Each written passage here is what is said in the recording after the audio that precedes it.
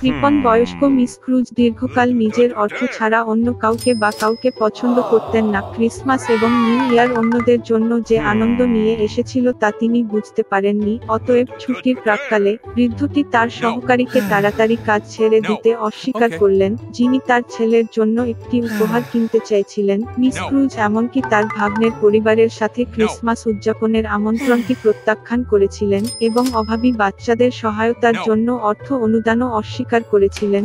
সন্ধ্যার দিকে বৃদ্ধ লোকটি অফিস বন্ধ করে বাড়িতে চলে যায় এবং তারপরে তার শোবার ঘরে অদ্ভুত জিনিসগুলি ঘটতে শুরু করে। কোথাও থেকে বাতাস বইছিল, বজ্রধ্বনি হচ্ছিল। হঠাৎ তার ক্রিসমাসের প্রেতাত্মা শেষ ক্রিসমাসে মারা গিয়েছিল। ফ্রন্ট মিস ক্রুজ খুব ভয় পেয়েছিল এবং বুঝতে পারছিল না কি হচ্ছে। স্পিরিট বলেছিল যে মৃত্যুর পরে তাকে তার জীবদ্দশায় ভালো কাজ না করার এবং লোকদের সহায়তা না করার জন্য শাস্তি দেওয়া হয়েছিল। তিনি চাননি যে বুড়ো মানুষটি একটি পরিণতি ভোগ করবে, তাই তিনি স্ক্রুজকে সতর্ক করেছিলেন যে আরো 3টি ভূত শীঘ্রই তার সাথে দেখা করবে। এই কথার পরে আত্মা অদৃশ্য হয়ে গেল।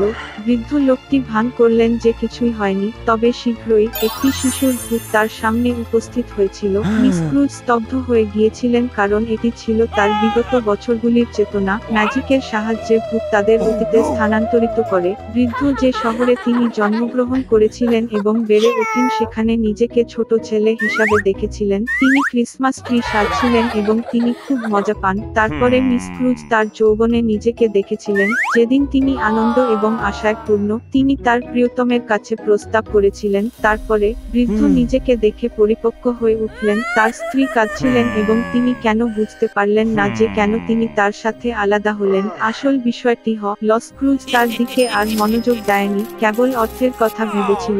বুড়ো বাইরে থেকে এই রকম নিজের দিকে তাকাতে পারেনি এবং ভূতকে তাকে ফিরিয়ে দিতে বলেছিল। আত্মা অবশেষে অদৃশ্য হয়ে গেল, তবে তার জায়গায় আরো একটি ভূত উপস্থিত হয়েছিল।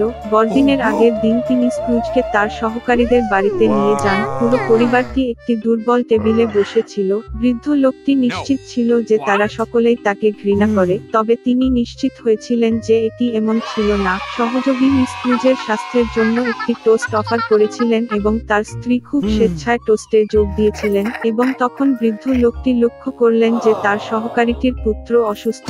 স্ক্রুজ সন্তানের জন্য দুঃখিত এবং তার আচরণের জন্য লজ্জা পেয়েছিল।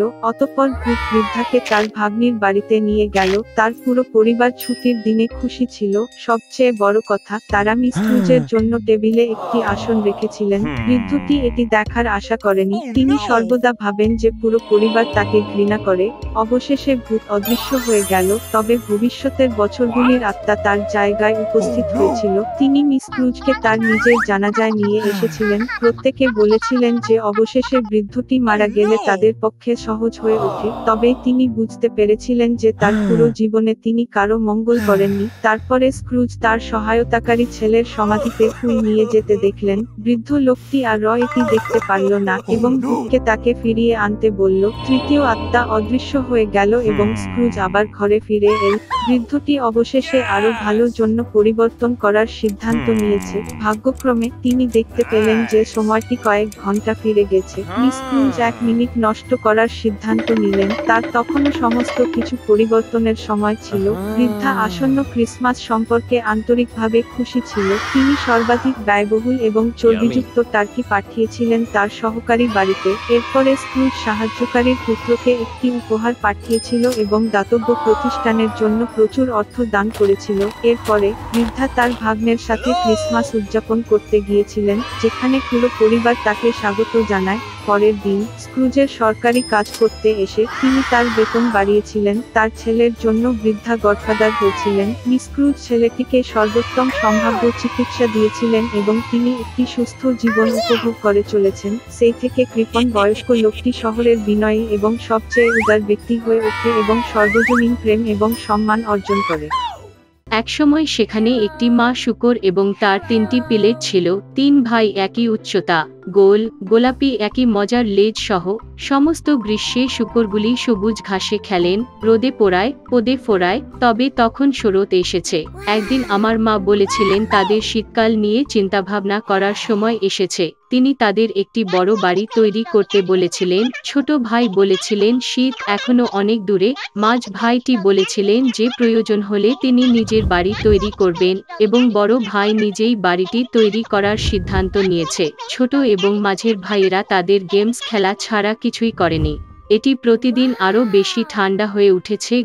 ছোট ভাই খড়ের বাইরে বাড়ি তৈরির সিদ্ধান্ত নিয়েছে। মাঝ ভাইটি ভেবেছিল শীতে খড়ের ঘরে খুব ঠান্ডা লাগবে। সে সিদ্ধান্ত নিয়েছে ডুমুর এবং ডুমুর থেকে একটি বাড়ি তৈরি করবে। সন্ধ্যা নাগাদ তাদের আবাসন প্রস্তুত ছিল। তারা নিজের উপর খুব গর্বিত ছিল এবং তাদের বিল্ডিংয়ের যথেষ্ট পরিমাণে অর্জন করতে পারেনি। এখন তারা মুক্ত ছিল এবং যা খুশি তাই করতে পারত। তারা তাদের বড় ভাইয়ের কাছে গিয়ে দেখার সিদ্ধান্ত নিয়েছে যে সে নিজের জন্য কী ধরনের বাড়ি তৈরি করেছিল। বড় ভাই নির্মাণে ব্যস্ত ছিলেন। তিনি পাথর প্রয়োগ করেছেন, মাটি গোজা এবং আস্তে আস্তে নিজেকে একটি নির্ভরযোগ্য, টেকসই বাড়ি তৈরি করেছেন। ছোট ভাইরা তাদের বড় ভাইকে কাজে পেয়েছিল। তিনি কী ধরনের দুর্গ তৈরি করছেন তা দেখে তারা খুব অবাক হয়েছিল। বড় ভাই শান্তভাবে কাজ চালিয়ে গেলেন। ছোট ও মাঝের ভাইরা তার বাড়িতে হাসি ঠাট্টা করতে লাগলো। তারা এতটাই আনন্দিত হয়েছিল যে তাদের চিৎকারটি লন জুড়ে অনেকটা প্রতিধ্বনিত হয়েছিল। বড় ভাই চুপ করে থাকতে বলল, কারণ নেকড়ে শুনতে পেল। ক্লাউড ছোট এবং মাঝের ভাইরা আরও বেশি আনন্দিত হয়েছিল। তারা সিদ্ধান্ত নিয়েছে যে বড় ভাইটি কেবল কাপুরুষ, আর দুজন সাহসী ভাই বেড়াতে গেলেন। পথে তারা গান গেয়ে নাচতে লাগলো, এবং তারা যখন বনে প্রবেশ করল তখন তারা এমন শব্দ করল যে তারা নেকড়ে গাছটিকে জাগিয়ে তুলেছিল যে পাইন গাছের নিচে ঘুমাচ্ছিল। অসন্তুষ্ট ও ক্ষুধার্ত নেকড়ে সেই জায়গায় গিয়েছিল যেখানে দুটি বোকা শুয়োরের চিৎকার এসেছিল। ভাইয়েরা আনন্দের সাথে হাঁটলেন এবং নেকড়ের সাথে তারা কিভাবে সহজেই আচরণ করবেন তা নিয়ে কথা বলতেন। এবং হঠাৎ তারা একটি বাস্তব জীবিত নেকড়ে দেখতে পেল। তিনি একটি বড় গাছের পেছনে দাঁড়িয়েছিলেন। তার চোখ ছিল খুব দুষ্ট এবং এক বিশাল দাঁতযুক্ত মুখ।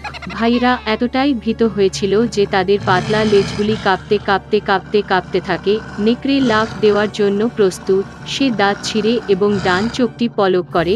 শূকরগুলি হঠাৎ তাদের হুঁশ হয়ে আসে এবং বনজুড়ে চিৎকার করে পালাতে ছুটে যায়। ধুলার মেঘ তুলে তারা প্রত্যেকে নিজের নিজের বাড়িতে ছুটে গেল। ছোট ভাই দৌড়ে তার খাজ কুঁড়েঘরের কাছে এসে নেকড়ের সামনে দরজায় ধাক্কা মারল।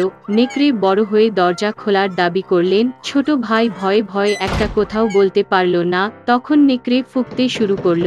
হালকা ছাদ তাৎক্ষণিকভাবে ছড়িয়ে পড়া কুঁড়েঘরটি থেকে উড়ে গেল। নেকড়ে একটি গভীর নিঃশ্বাস নিয়েছিল এবং দ্বিতীয়বার ফুঁসে উঠল এবং সেই ছাঁচের ঘরটি সমস্ত দিকেই উড়ে গেল।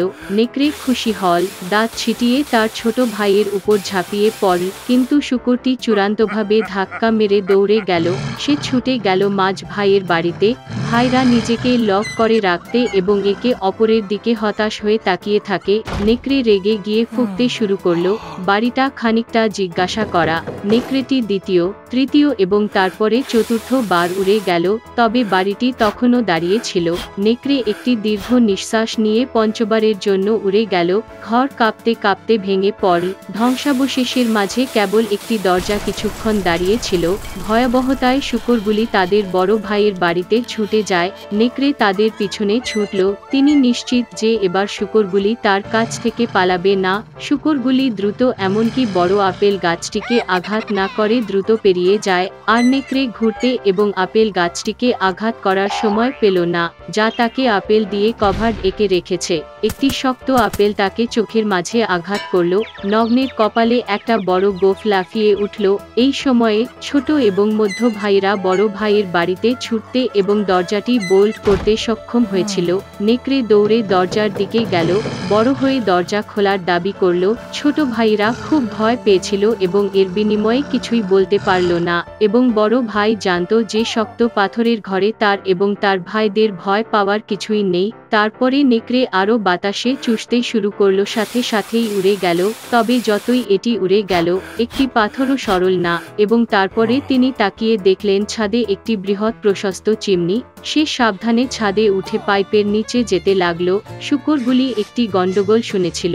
বড় ভাই তাৎক্ষণিকভাবে অনুমান করলেন যে বিষয়টি কি ছিল। তিনি তাড়াতাড়ি কলসির দিকে ছুটে গেলেন। এতে জল ফুটছে এবং আইডি আকনা ছিঁড়ে ফেলেছে। নেকড়ে নল দিয়ে নেমে সোজা কলসির মধ্যে পড়ে গেল।